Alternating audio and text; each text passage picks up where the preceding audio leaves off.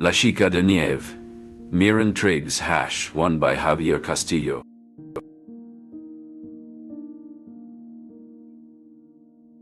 The Vanishing at the Parade. The Vanishing at the Parade. In 1998, the crisp autumn air was alive with the sweet scent of roasting turkey and the vibrant colors of the Thanksgiving parade. Giant balloons in the shape of cartoon characters bobbed above the crowds, their reflections glinting off the polished surfaces of marching bands' instruments. Little Kira Templeton, wearing jeans, a light pink or white sweater, and a white down jacket, beamed with excitement as she clutched her parents' hands, Aaron and Grace. As they navigated through the throngs of people, Kira's giggles merged with the cheers of the crowd. But in an instant, she vanished into thin air. The sounds of laughter and music seemed to fade into chaos as Aaron and Grace frantically scanned the sea of faces, their eyes locking onto every little girl who resembled their daughter. A woman with curly brown hair and a bright orange scarf approached them, her eyes wide with concern. "Excuse me," she said, her voice trembling. "I think I saw your daughter." She rummaged through her purse and produced a photograph of Kira taken earlier that day. "I was taking pictures near the floats when I saw her with you, sir," she said, nodding towards Aaron. "But then there was a commotion and I didn't see her again." The police launched a massive search effort, scouring the city for any sign of Kira. Volunteers plastered flyers bearing her photo on lampposts and storefronts. Newspapers featured her on the front page, and a call center was set up at Aaron and Grace's home, hoping for any shred of information. 5 long years passed, each one heavier than the last for Aaron and Grace. Their home, once filled with laughter and toys, felt empty and hollow. On what would have been Kira's 8th birthday, a mysterious VHS tape arrived at their doorstep. The package had no return address, only a faint smudge of fingerprint on the corner. As they inserted the tape into their old VCR, a glimmer of hope flickered to life. Aaron's eyes welled up as he sat beside Grace on their couch, surrounded by faded balloons and forgotten party decorations. They watched in silence as their little girl appeared on screen, blowing out candles on a birthday cake.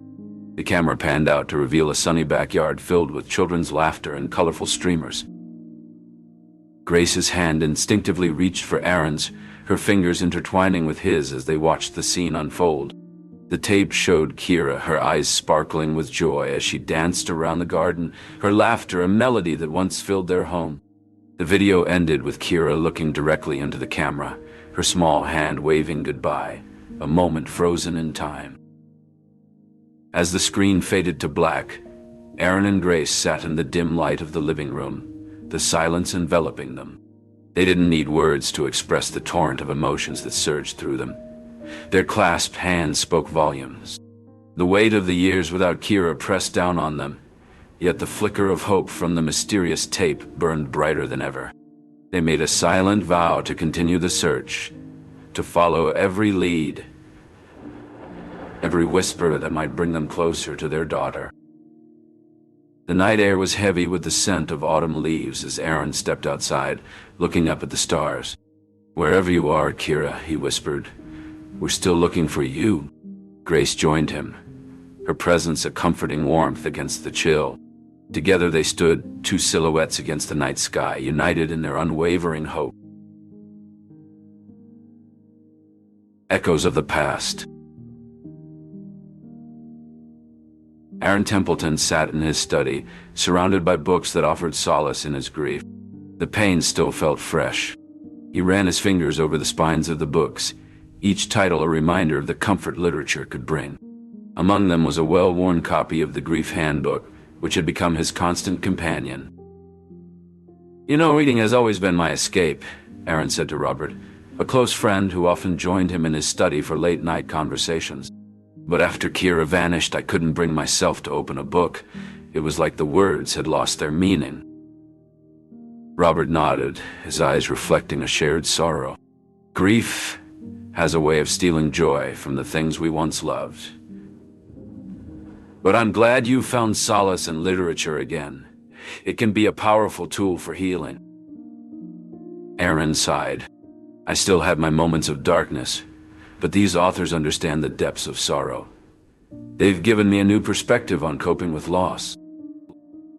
As Aaron and Robert continued their discussion, journalist Miren Triggs delved deeper into the cold case of Kira Templeton's disappearance.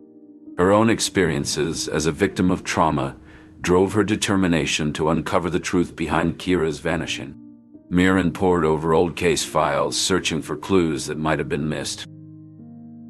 She discovered inconsistencies in the investigation, particularly at the Foster residence where police action seemed lacking. The lack of forensic evidence collection and witness statements raised more questions than answers. Why had the authorities been so quick to judge and slow to investigate? The public outcry and media frenzy that followed James Foster's arrest only added to her doubts. Something doesn't add up, Miren muttered to herself as she sifted through the files. Foster has a history of abusing minors, but what if those allegations were misinterpreted? Miren's investigation led her to suspect that key pieces of evidence might have been overlooked or mishandled. She became determined to re-examine every detail, no matter how small, to uncover the truth behind Kira's disappearance. Her next step would be to interview witnesses who lived near the Foster residence, hoping to find someone who might have seen or heard something on the day Kira went missing.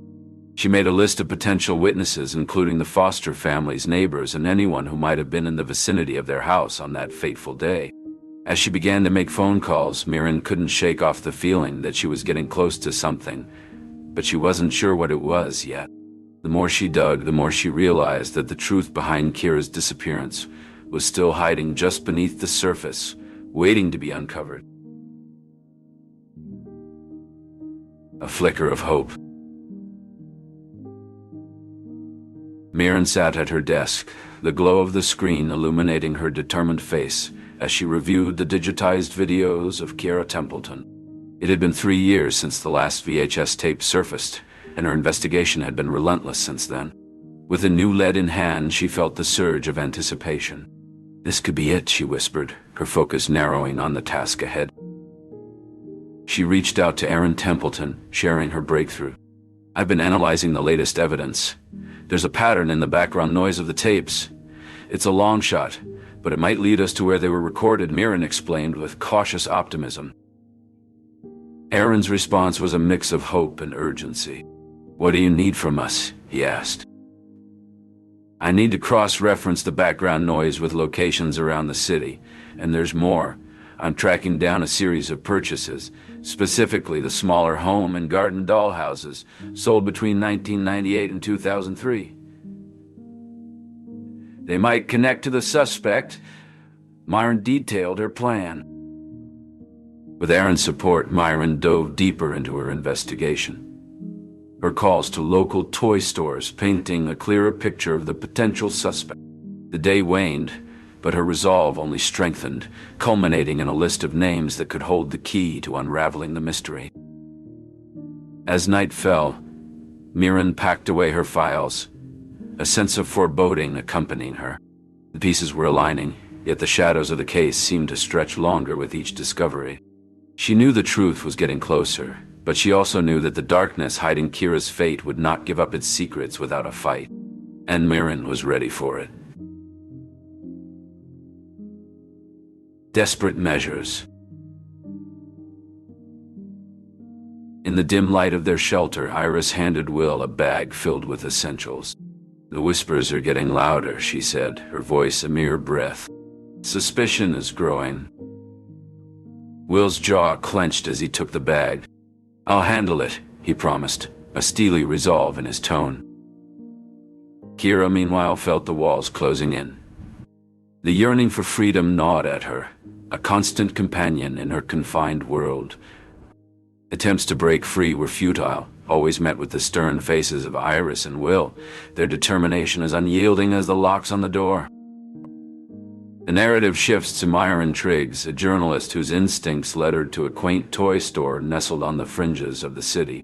The proprietor, Mr. Jenkins, recounted tales of a woman's peculiar purchases for a young girl. A spark of realization ignited within Miren. Could the child be Kira? Aaron Templeton's world was shrouded in sorrow, the absence of his daughter a gaping void. The VHS tapes were his only lead, a haunting window into Kira's turmoil. The third tape in particular was telling. Kira's distress, her outburst towards an unseen presence, and the poignant moment by the graduation photos painted a vivid picture of her ordeal. These fragments wove together a narrative that pointed towards Iris, suggesting her involvement in the encounterment of Kira's life. The tapes, a silent testament to the years lost, were a mosaic of Kira's hidden existence and Iris's shadowy influence. As Miren and Aaron pieced together the puzzle, the confrontation with Iris loomed inevitable. When it came, the air crackled with a complex tapestry of emotions.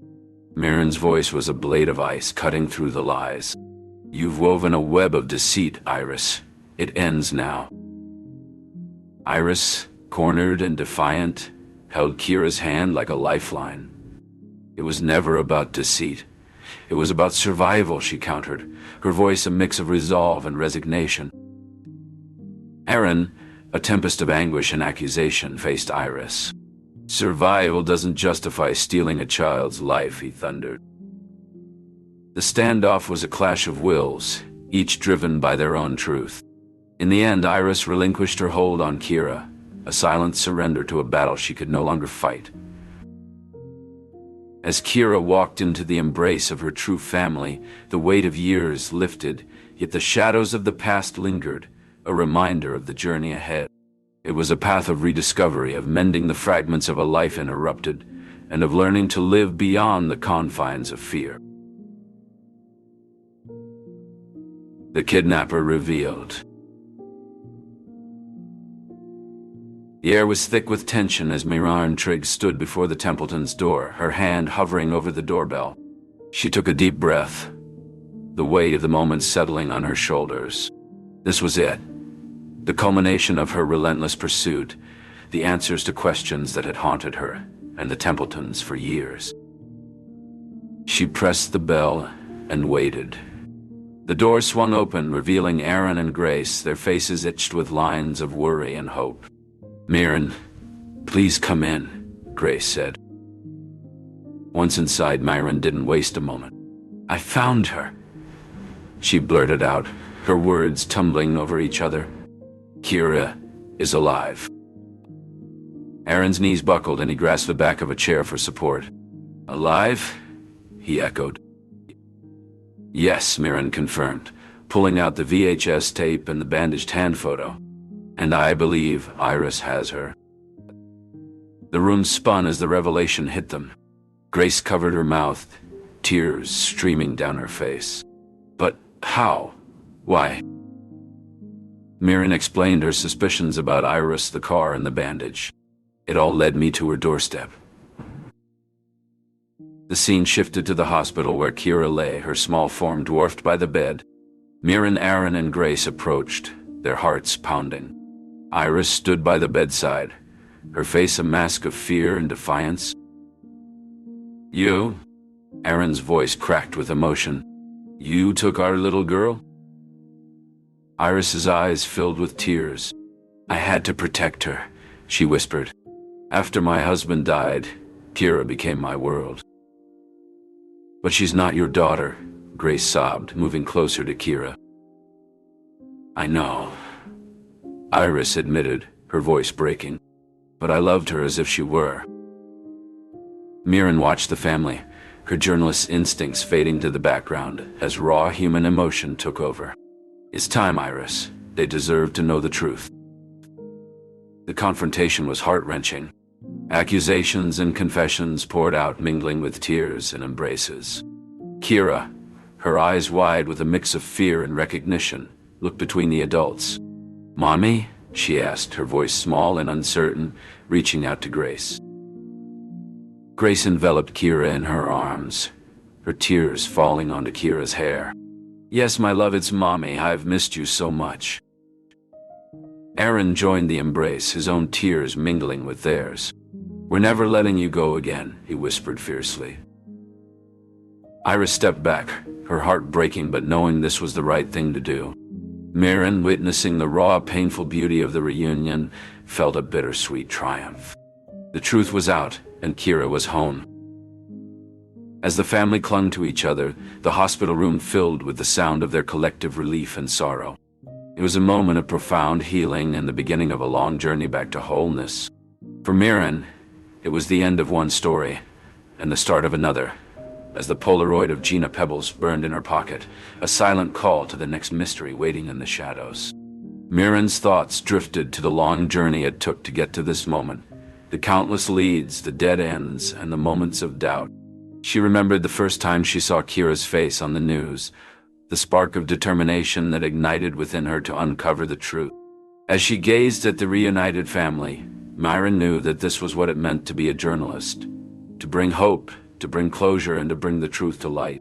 With a sense of satisfaction, she turned to leave, the Polaroid in her pocket a reminder that there were still more stories to be told, more mysteries to be solved.